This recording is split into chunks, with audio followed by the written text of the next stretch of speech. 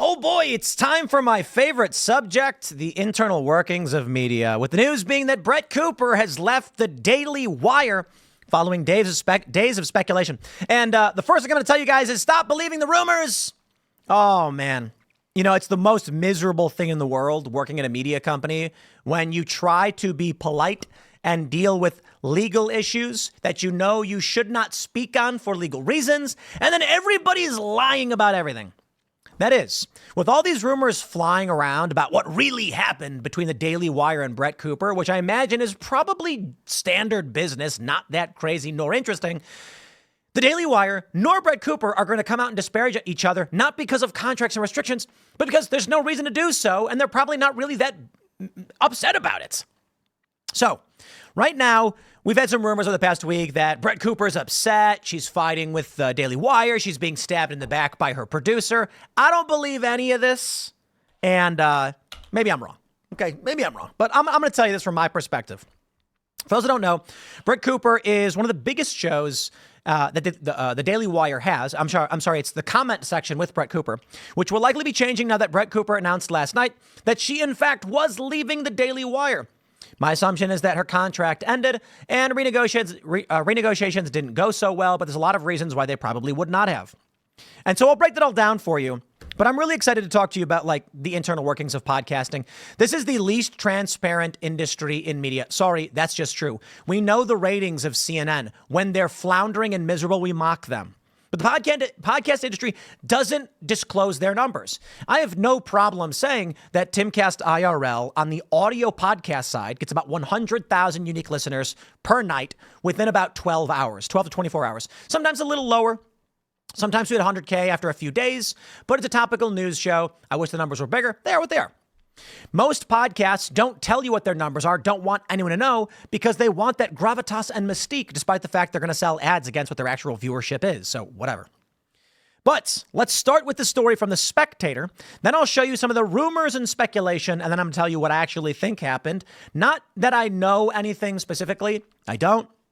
But I'll give you my thoughts on what's really going down. And I'm gonna explain to you the inner workings of how we do media, how I've done media that I've worked in the past, how the contracts have gone. Here we go from The Spectator. They say Brett Cooper is leaving. They say, hey guys, some of you have heard the rumors online. The rumors are mostly true. Brett Cooper began her YouTube video posted Tuesday evening very tactfully. Today, December 10th, will be my last day hosting the comment section and working for the Daily Wire.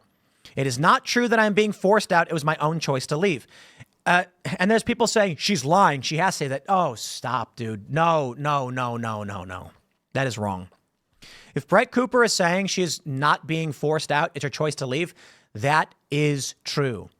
Now, I do think when you see all of the Daily Wire talent posts saying it's sad to see you go, I'm willing to bet that Daily Wire's team said, hey, guys, can you put out a message saying, we're sad to see her go? It's not that complicated. It's a company with media talent, and they coordinate PR messaging. I'm not really surprised by that. Well, let's read more. Cooper had frequently been dubbed the female Ben Shapiro during her tenure as the Daily Wire's other podcast, as one of the other hosts. She was also set to star in the Wire's production of Snow White and the Evil Queen, out next year for some reason. What? The next video announcing her exit has gone over 5 million views on X and since the 12 hours of publication. So some people have said, so she's not going to be in Snow White? That makes no sense. I assume they finished filming. Why wouldn't they? And Jeremy also mentioned she is starring in the Pendragon cycle, which is Arthurian legend, and it's basically their Game of Thrones. So she's still going to be seen in all that content. Whatever. They go to say, what are the rumors? Cockburn, of course, has been keeping up with all the Wire drama. Online whispers implicate the other non-Ben Shapiro co-founder, Jeremy Boring, often referred to as the God King. Hey, guys, that's little g. They put a big G. Okay. Of the Daily Wire, a number of rumors center on spats between prolific movie producer Boring. He cast himself as a lead in Lady Ballers. Oh, come on. It's the only thing he did, which he also produced, co-wrote, and directed, and Cooper. I will say this of Jeremy. He's a good dude. I've known him for a long time, and he could be doing a lot more. That's why I'm sorry. Maybe I run a media company, so I can relate to when people are spreading lies about you. And because you're trying to do the right thing, you don't talk about it. So what can I say? Again, I haven't talked to Jeremy or anybody at the Daily Wire about any of the specifics relating to this, so I have no idea. I'll just give you my thoughts. They say after Cooper gives some grateful farewells at the beginning of her video, she segues to a clip of the God King himself. Bittersweet indeed. We're sad to see Brett go, but we're excited to see her take up the next step in her journey. It's been a pleasure to see her bring the comment section to life these last 3 years. Brett's YouTube show, The Comment Section with Brett Cooper, has garnered about half the YouTube subscribers that Ben Shapiro has accrued in just 3 years, a remarkable feat compared to Shapiro's many years in the business. Amid all the rumors, Reagan Rohrbach, Brett's producer, had been filling in for Brett periodically, and Brett announced Rohrbach would take over the show as many predicted. Online sleuths noted that Cooper had deleted all photos featuring her with her producer from her Instagram in the week leading up to Cooper's announcement. Cockburn would like to host a quick comment section of his own. Okay, sure, whatever. Fortunately for the Daily Wire, they can apparently afford to lose a few of the Gen Z viewers. They can apparently. Daily Wire raised an undisclosed round of capital in 2023 at a valuation well north of $1 billion, a source told Axios Tuesday. Conveniently, shortly before the Cooper announcement, the Daily Wire is reportedly on track to surpass $200 million in revenue by the end of this year. Wow.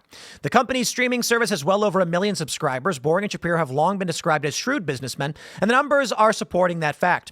But as Cooper said, the rumors are mostly true, whatever that means. It means she's leaving. Part of the rumor people were saying is that the Daily Wire is in financial trouble. Oh, man. Guys, I work in the media industry. I look at Ben Shapiro alone can probably sustain the entirety of the Daily Wire. This is what people don't get, and it's frustrating. I do, to tell you guys the numbers, and I know you guys watch me, and you appreciate that. But I'm saying for like everybody else who doesn't watch my show, they live in a clueless world. They don't understand the exorbitant amount of money that comes into this industry, and the margins are great. But we'll get in. Let me read more. They say she's wearing a sweater, blah, blah, blah. As an actor, it's so freeing because I don't feel like I'm censoring myself at all, Cooper said in an article last year on the Daily Wire, addressing her role as Snow White. That aged well. Everybody wants to rag on the big dog and the big player. I, for one, think the Daily Wire is extremely important because the alternative is the corporate institutions of, say, like Disney and Fox Corp and ABC. Well, ABC is Disney. NBC, CBS, etc., etc. Let me show you a little bit of the rumor mill. Here's one of the top tweets. It doesn't have a lot of views at 12,000, but this was, I've seen this circulating. And when you search on Twitter, this is what you get. This person says, I'm no business major, but it seems like Daily Wire might have effed up if they lost Brett Cooper. Bottom 2 videos are with Brett. The top 2 are with a replacement. And they show that when Brett makes a video, it gets 500,000. And when Reagan does, it gets 170 to 147. Guys, I'm really excited to give you all the inside baseball in this one. One person says Brett Cooper getting kicked off the Daily Wire. Apparently she had disagreements with the treatment of Candace Owens and the culture at Daily Wire, all fueled by Jeremy Boring. She won't be able to address this. They made her sign an NDA just like real Candace Owens. If this is true, I'll be genuinely upset. Don't do my favorite YouTubers like that. This is all alleged. And then we've got this video from Ian Carroll. I'll play a little bit. Wire's pushing Brett Cooper out. And I was like, inside scoop on the fact that the Daily Wire's pushing Brett Cooper out. And I was like, and I know who she is. She's great at her job. She does what she does. Yeah. And so I go and look up her channel and I'm like, wait a minute. She's still producing videos though. What's going on? Yeah. And so I started digging in more. I talked to James, then I went and I started digging in and found my own source right at the Daily Wire. And now I've had even more come and corroborate it since I reported on it. And it's not just that the Daily Wire is pushing out Brett Cooper. It's actually that Brett Cooper is under one of these contracts that has her basically tied to secrecy and silence because now they're terminating her contract. I like Ian Carroll. I've had him on the show several times, but this is just wrong. Arbitration clauses are coming into play. So she is in a secret court of arbitration, not a public court, where she is under NDA and can't say anything about it while they spin whatever narrative they want about it. And they're circulating around letters internally that are saying like, oh, Brett Cooper wants to leave. And that is not the case at all, apparently, according to everyone at the Daily Wire that I've spoken to. And it's that she had disagreements with Jeremy Boring over what happened with Candace probably, and certainly more disagreements in terms of like the culture there and what's going on, and is now getting... I'm curious what that means. Like, what is the culture there and what is going on? Pushed out. They are promoting her best friend who was her maid of honor at her wedding. They offered her a contract that was so lucrative she couldn't refuse it. The best friend that her bestie was already offered. Producer Reagan. Bridesmaid. Yeah, her producer was her bridesmaid at her wedding this year. And they apparently allegedly gave her communism, I say. I'm kidding, by the way, but I'm screaming communism. All right, let's break this down. Jump over to the comment section over here on YouTube, and I'm going to give you my free market, moderate liberal view. And as the CEO of a media company with lots of talent we're an 8-figure company, by the way, in terms of revenue, which means we're probably worth substantially more than that. If you go by like standard evaluation based on the hard assets that we own, one could estimate the value of Timcast around maybe $70 to $100 million. Yeah. Look at Travis Kelce. He sold his podcast for $100 million. Call her daddy. Was that Alex Cooper? Is that her name? I don't know. $100 million. So we are usually the biggest live show on YouTube, Timcast IRL. But the company has more than just that. We have multiple revenue streams. We have a coffee brand. The coffee brand, we're doing around $2 million in revenue per year. The skateboard company we just launched, we've sold probably close to $80,000 to $100,000 worth of skateboard stickers and art. It's probably closer to like 80,000. I haven't checked the latest numbers. We do very, very well. And so I can tell you all about this, and I got no problem doing so. Let's take a look first at that comment about Reagan's viewership versus Brett Cooper's. And if you look right at the beginning, you can see that Brett Cooper's last episode has 400,000 views in 13 hours. That's really good. I mean, crushes my viewership. Let's go. I put up a video clip and I get, in this past month, not nearly that much. 4 days ago, she got 500,000 views on that. Man, I'm jealous. This month's been a little low for me. Usually, so the actual average on my videos for this morning show is 225,000. Sometimes they're good, but I don't know. I got to be honest. I don't do any of the head tracking stuff. I don't have the marketing. I don't have the thumbnails. I literally don't do any thumbnails. Let's take a look at Reagan. 164K, 183K between these two videos. If we scroll down, however, to 2 weeks ago, we can see that here's a video from Brett Cooper with 276 and Reagan's got 319. Reagan has 163. So sometimes they're low, sometimes they're high.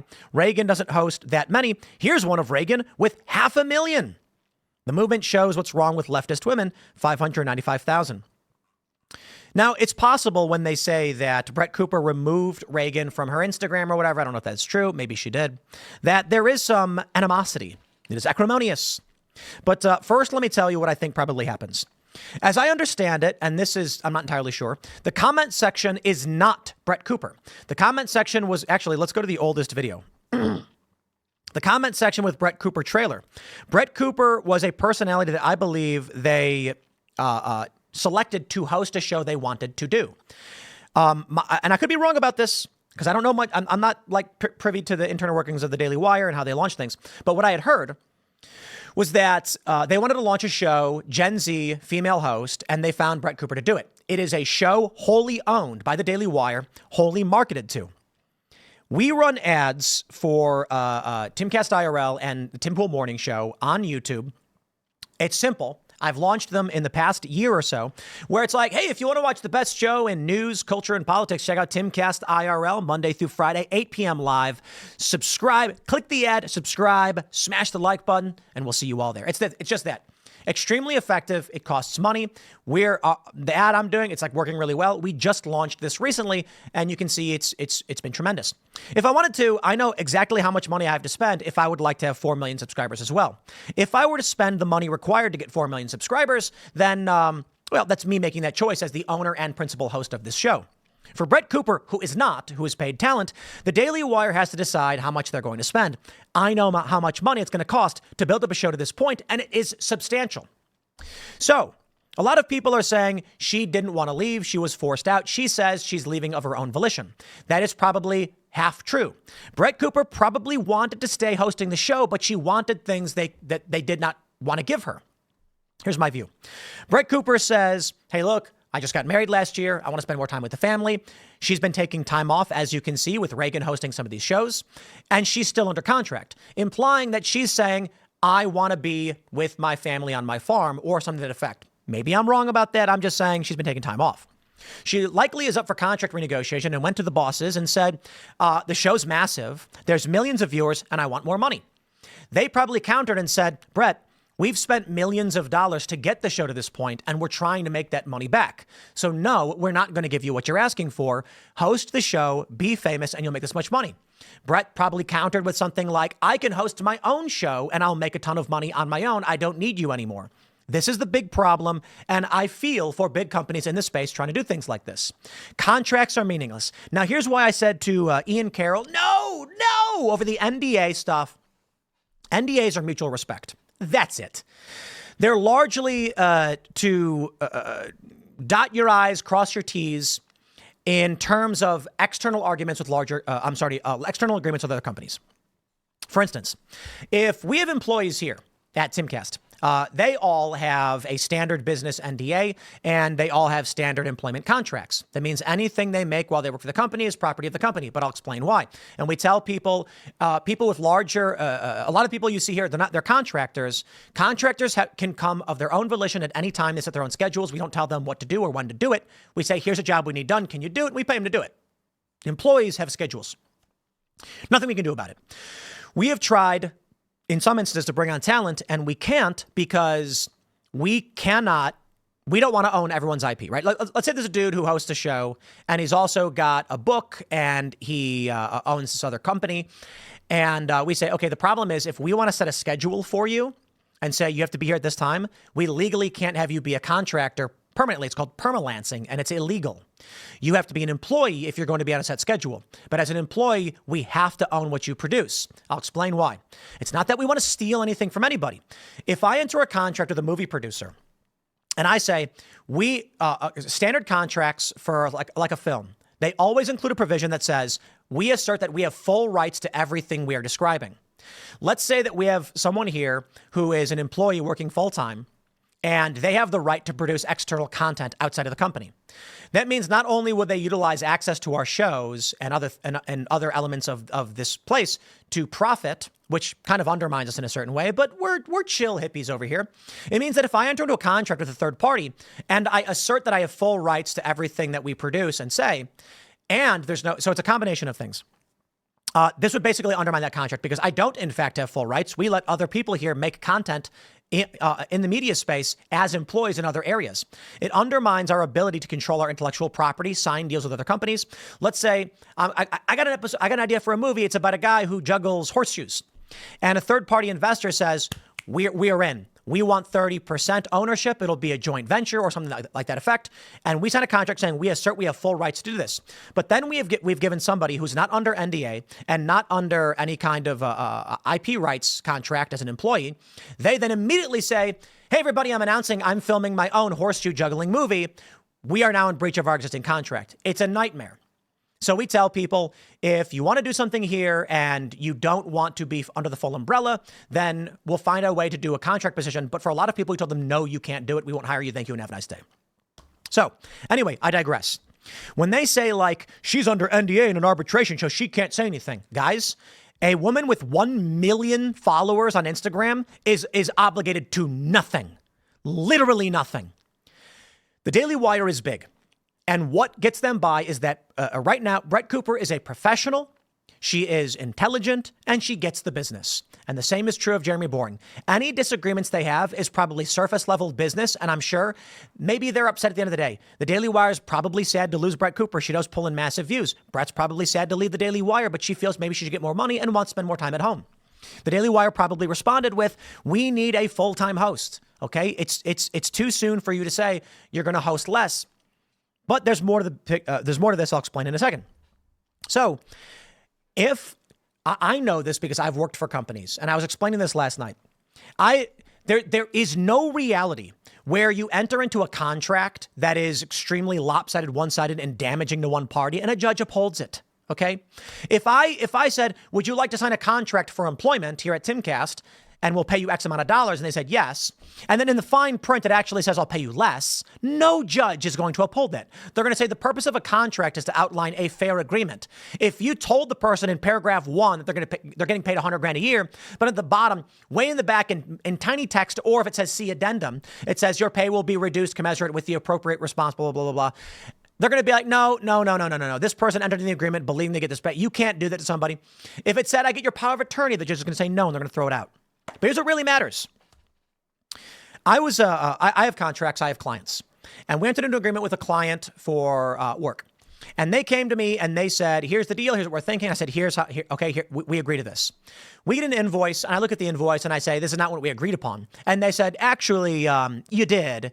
And it turns out there was a provision that wasn't, that was a bit assumptive, as it were. Meaning what was presented to me was not, was interpretable in the contract. And I have lawyers. And so you want to go to war, baby? We'll go to war. My lawyer, of course, said, no, they're pulling a fast one on you. Sure, they're going to try and make the argument that was the interpretation, but we clarified this in advance. This is what we did. And our lawyer's like, we're going to win. It didn't matter, though, because I get on the phone with them and they said, sorry, this is what the agreement is. And I said, I am going to hang up, sever our business relationship, and then I'm going to record a 20-minute video about exactly what you did. And they're like, no, stop. We're sorry. What do you want? Dude. Listen, NDAs, they're important, they're good, they generally work, but it's more about like, we have an understanding before this, we're going to act professionally. If it was really as bad as a lot of people are claiming with Brett Cooper leading the Daily Wire, and she really was being forced out, ain't no NDA or arbitration clause is going to stop anything. Because I'll tell you this, with 1 million followers, she has massive leverage to cause massive problems for the Daily Wire. That is to say, Brett probably entered into negotiations for her contract. They were unhappy and she left. And that's it.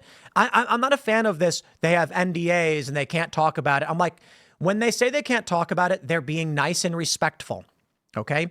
Anybody who is truly wanting to go nuclear would literally use that leverage against the company. Okay? So anyway, when you say like they're in arbitration and all that stuff, I doubt they went to arbitration. That's silly. Now, as for Reagan and the producer, guys, I'm going to tell you how I feel about this. If I spent millions of dollars building up a show that got to 4.5 million followers, yes, I understand the principal talent is the main face of the show, but CNN rotates their schedules too, and this has to be adaptable.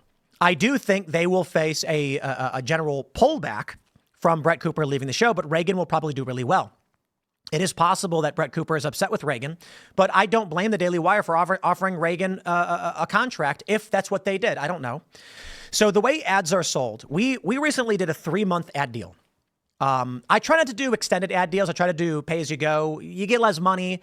It's often better to pay in advance because you can do to sell in advance because you can do averages.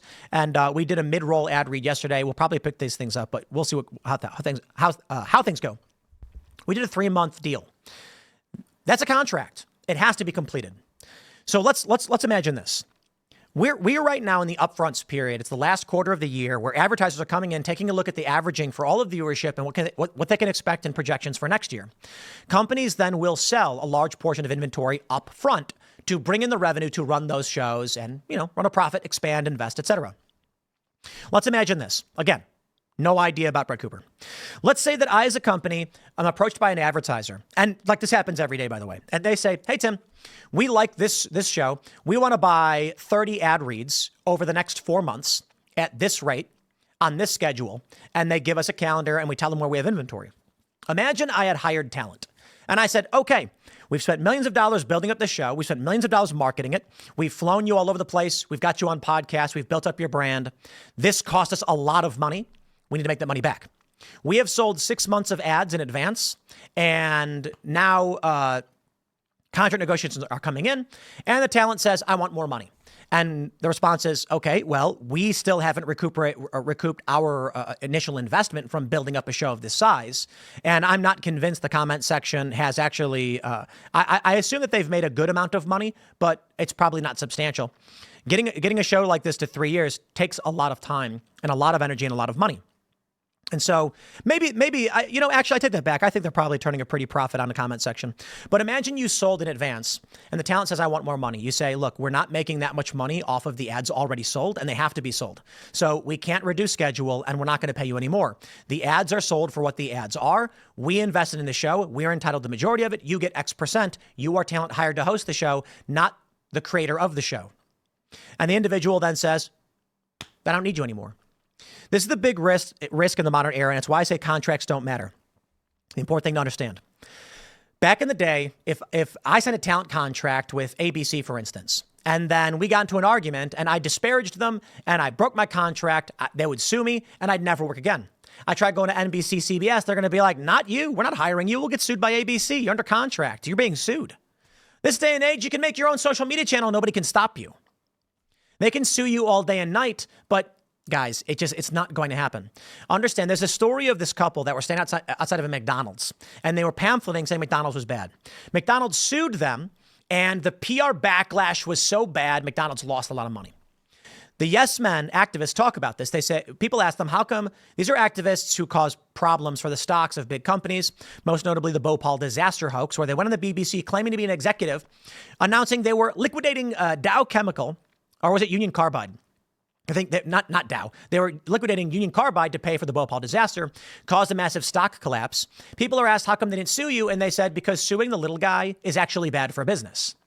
So let's say that Brett Cooper breaks all the contract, breaks all the rules, launches their own channel, and then the Daily Wire announces, we're suing you to shut you down. Do you think that's going to look good for the Daily Wire? Do you think it's going to help them? No. So it's not so much that Jeremy Boring of the Daily Wire is putting the boot down on somebody. It's that there is a let's not get into mutually assured destruction and go to war with each other. It would be bad for everybody. Let's just agree to disagree, be friends, and we'll wish you the best of luck. That's it. Daily Wire always knew their contract would be coming to an end after a certain amount of time. Brett Cooper knew the same thing. And Daily Wire knows, because I know this, if you invest substantially into building up talent, they can leave whenever, and there's little you can do about it. Going to war with personalities against their audience is not good for you. That's it.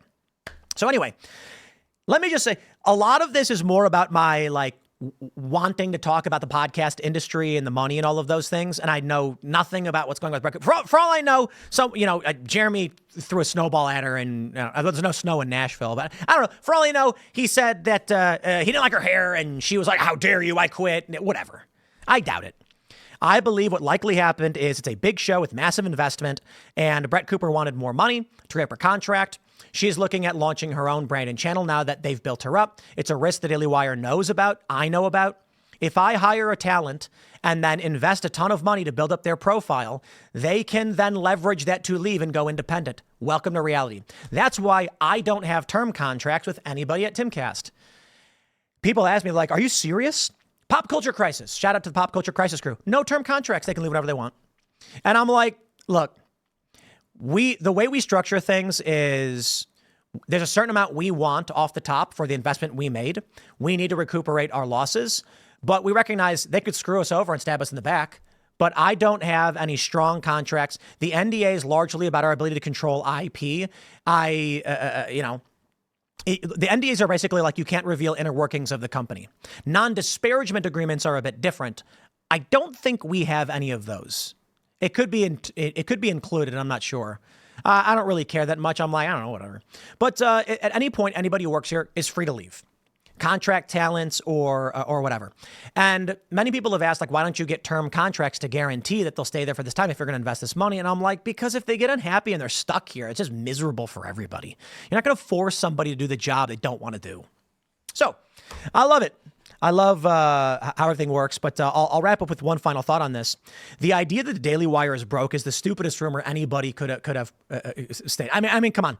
Look, you look at the video hosted by Reagan with 164,000 views, and I don't know, let's give it a $20 CPM and say that she's pulling in $3,500 for a pre-roll ad read. These videos that are about 11 minutes may have one mid-roll, and that's actually worth a little bit more. She could be pulling in $4,000 off one video. Okay.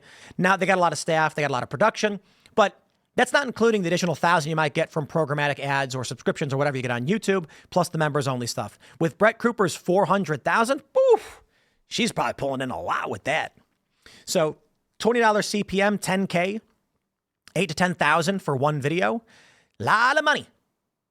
That being said, I don't know what they're selling for, but you also may notice we don't do a lot of ad reads on this channel. I could be making a substantial amount of money if we did pick these things up. And maybe things will change largely because of this. My final thoughts on the matter. Disney, Fox Corp, a bunch of massive multinational corporations are going to attack this space in the coming year. They've seen where the money is. They've seen cable TV news dwindling. For a long time, I've just sort of relied on no marketing and just doing my thing. I make money. I talk about what I want to talk about. We have fun. We have special projects. Some work, some don't. Chicken City's a blast. The Boonies is successful. We're merchandising. It's going very well. Casper's is massively successful. Pop Culture Crisis, a couple 100,000 subscribers. They're making money too. We're very excited for their success. And I do know that if we don't make some substantial moves for the next year, with the podcast presidency taking hold, we are looking at these big players that are woke and that we hate and that are run by these awful institutions taking control and crushing us. They cut a deal with YouTube. We stop appearing. Right now, we get some features, and we are the #1 live show on average on YouTube. We're not the #1 live show, period, because anyone, like if Brett Cooper did a live stream, it'd probably get more viewers than me. Steven Crowder, he moved to Rumble. So on YouTube, on average, Timcast IRL is the biggest live audience. If any other podcast does a special broadcast, they may get more live viewers than we do. That could be because live is special for them, and so more people try to tune in saying, oh, wow, they're live. Whereas Timcast IRL is live every single night, and some people might just watch later on. We do still average the highest audience. We typically are the biggest news audience live on YouTube every single day, and we are only beaten by Pat McAfee on average. Sometimes other streams do beat us, don't get me wrong, but we average out the best. If one of these big networks cuts a deal with YouTube, we will be crushed. And this little indie label that we have can't survive if we continue the way things are. So we've been looking at a few different options, which we'll have more developments on in the future, which I believe will massively benefit us. One of which is doing, like you may have seen, we did a mid-roll ad read.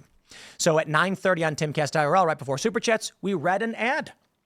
This is going to help us increase revenues, increase marketing, increase staffing. But there are a couple options we're looking at which we may pursue. Hence, when I was talking to Jen Kuger and Sam Cedar, I said, guys, we're in the contract negotiations right now. So there's not a whole lot I can say about this stuff, though I am kind of revealing a lot.